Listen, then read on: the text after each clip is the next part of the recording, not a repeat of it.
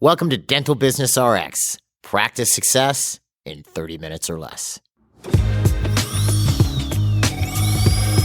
Thank you for calling ABC Dental. Should you share your office numbers, production, collection, with the entire team, the entire staff? Are there any benefits to that? And what are the drawbacks? And wouldn't it make your staff just focus on the numbers or ask for more money? That's the subject I want to talk about in this week's podcast. Specifically, just that. Should you share the numbers with your team? I'm Jeff Blumberg, and I'm your host. And I'm going to start off with just a simple answer to this question. Should you share the numbers? I would say yes, absolutely yes, with a couple of qualifications, which is what I'm going to cover in this episode. And I want to go through, why you share the numbers, what the benefits are, as well as numbers that you shouldn't share. So let's start off with, why would you go ahead and share the numbers? What are the benefits of it? Well, first off, what would the numbers represent? By the numbers, I'm referring to office collections, production, new patients, which you probably don't have a problem sharing with your group. What do those numbers represent? Well, from a business perspective, they represent whether your office is expanding or contracting or just staying the same, which in an inflationary environment is essentially contracting if you're staying the same. And it shows what the end result is numerically of everybody's efforts within the office. You're a team. So as a team, this is what you're making. This is what you're creating as a team. It shows what the combined efforts of everybody is actually causing. And to a degree, as a team indicates that there's some amount of coordination happening. That's the basic concept of a team, down from a sports team. If you look at it, you have to know that player X is going to be in this position over here, or, it doesn't work. You're making a pass and no one's receiving it. So you have to be coordinated in order to be a team. So if you look at some of the basic ideas with the numbers, if I know that, let's say I'm the treatment coordinator or I'm the scheduler, let's say, and I know that we're supposed to collect a certain amount this month, and I have a patient who has a payment due when they come in for their treatment, and, it's the 29th, let's say, well, I'd make sure I'd get him in before the 31st because the treatment coordinator has a production or a collections goal, rather, of X amount, and this person's down payment would help make that. That's part of being a team. And, even worse, let's say you don't share the numbers and the staff have no idea what the numbers are. They have no idea of what the end result is of what it is that they're doing. If I'm a treatment coordinator, I should have a certain amount that you're expecting me to collect that month. Well, if I have no goal, let's say, well, then how do I know if I'm even doing what you're asking me to do or meeting expectations? Which brings us to this concept of goals. Do you set monthly production and collection goals? You may set them as the doctor or maybe the manager, and I've seen this in offices, where especially with newer clients, they may set goals, but they don't share them with the group. Or they don't set goals at all, and the office just sort of drifts along. I mean, imagine your office is a ship. If there's no goal, that really means you have no destination. It's just to have a nice time while you're sailing, I guess. You're not actually trying to get anywhere. So if you don't have a goal, it doesn't create an end result or an objective that you're trying to achieve as a staff member in mind. You sort of just jump into work, and you don't really see how what you're doing on a day-to-day basis impacts the overall health of the practice. So you should have some form of a monthly statistical goal, ideally a weekly one, which is a whole other discussion. And that should exist for any position in the office. Well, first off, you would want to have a degree of division of labor, which is a whole other discussion. But you want a division of labor in the sense of you want people accountable for certain things in the practice. What tends to happen in a lot of dental practices, or even just healthcare in general, is you'll have, especially on the administrative side of the business, you'll have the quote-unquote front desk. So let's say it's a busier office, so you have 3 people at the quote-unquote front. I don't have to say quote-unquote anymore. It's just the front desk. And we call them front desk people. This is one of my front desk people, which I always found funny. But so they're a front desk person, and what do they do? What do you expect these front desk people to do? You expect them to collect money, file insurance, verify insurance benefits, schedule patients, do walkout statements, answer the phones, etc. So you have 3 people up there, and nobody is really responsible for any particular end result. They all do a little bit of everything.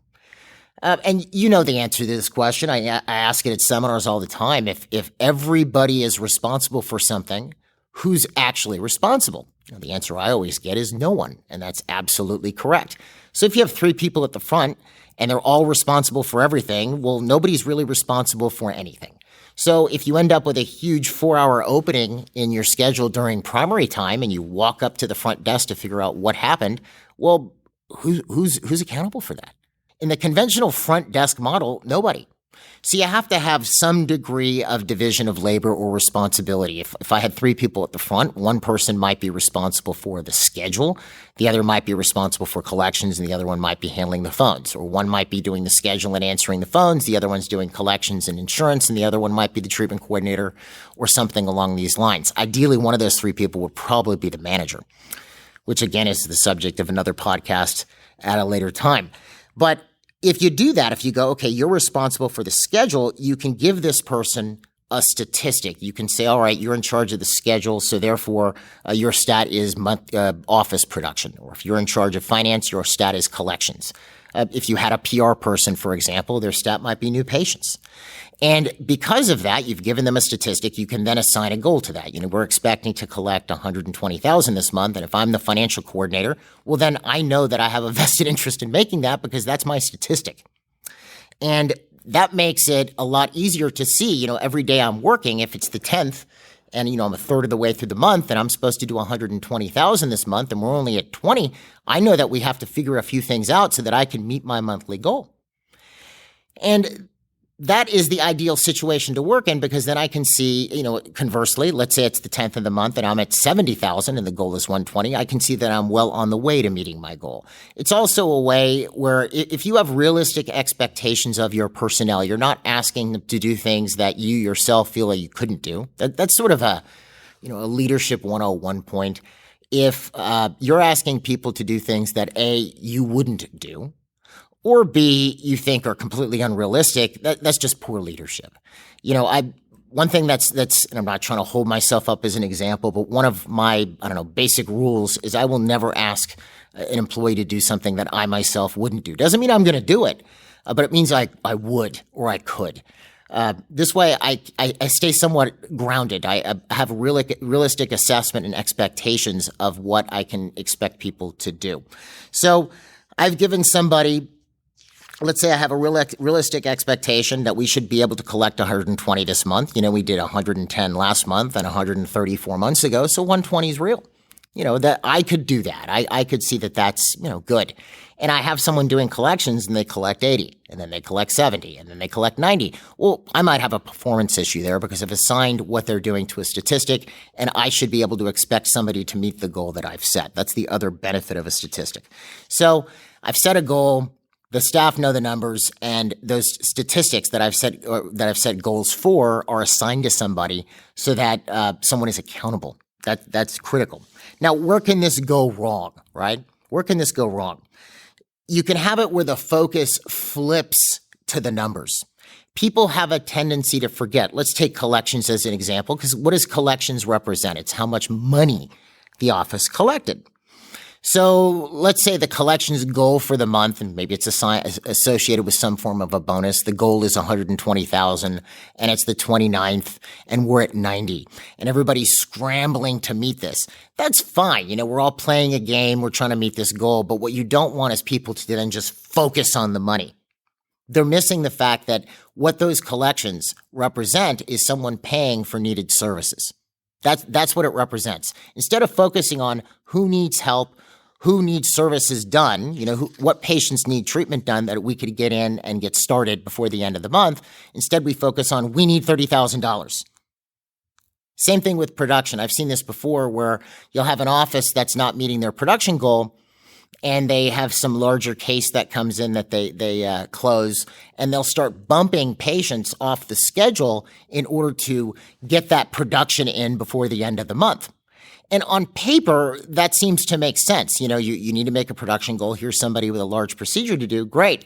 But the problem is this. If you think about dentistry for a second, for an office, with this idea of production, what is production? Production is essentially that we've charged out the service. With major services, those services usually aren't done, even with some basic services like a root canal. They're not done yet. They're not finished. Maybe a filling is, but they're not done. So for the office, when we bill out that $1,400, we do that charge for $1,400 for that crown that you prepped today.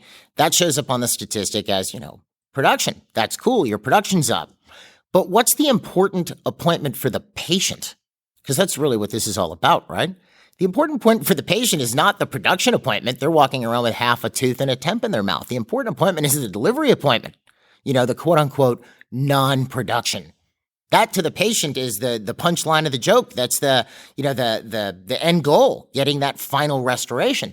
So when you start bumping non-production for production, you have to watch at from the perspective of the practice. You're bumping the important appointment for that patient so that your office can meet a production goal. That's a bit of a wrong focus.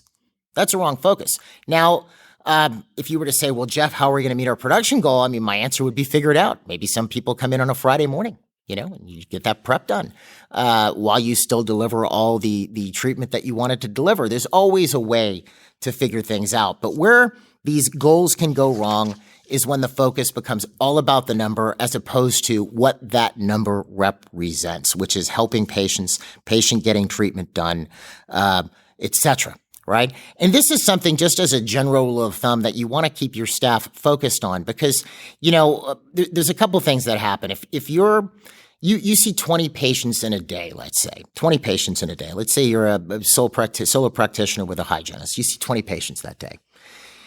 Let's say 19 of them are, really nice, normal people. Some are really happy with what you did that day, but they're friendly, polite, just regular people. And one person is a total jerk. One person's just horrid. All right. So you saw 20 people, 19 are great, one is terrible.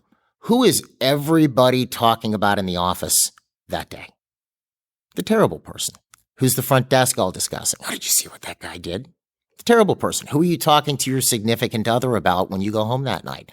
The jerk, the guy or girl who is really, really mean to you and your office staff. We have a tendency as humans to focus on the negative. We do.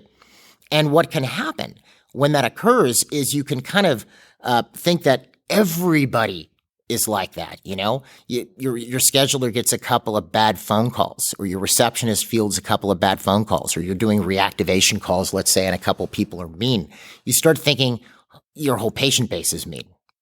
And that will start to give you the incorrect idea of what your patient base is really like. Because I'll tell you, and I can tell you this without even knowing you or knowing your practice, the majority of your patients are nice people. Sure, they're all over the place. Some are happy, some are sad or whatever, but they're nice people. They're good people.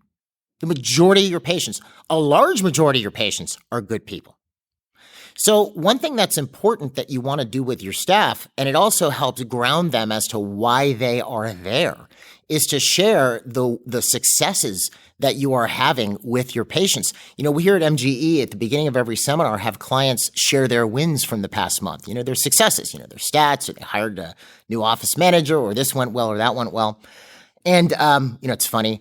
We've done that for years, and we'll have a newer client ask, hey, did you pay that doctor to say that? I'm like, no, we didn't. We didn't.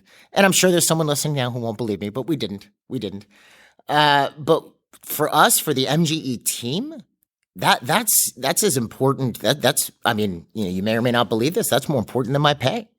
That shows me that I'm producing an impact, that my team is producing an impact. It shows everybody here that we're producing an impact, and it makes us feel good, like we're doing something good, right? And you want to do that same thing. And it's also nice for clients, too. They see that success is possible, especially newer clients.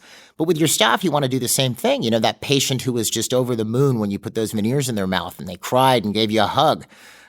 You want to share that with the team so that they know that what they're doing is really good and worthwhile, because it is. Dentistry is a very noble profession. You're not just helping people restore function, aesthetic, and improving their health.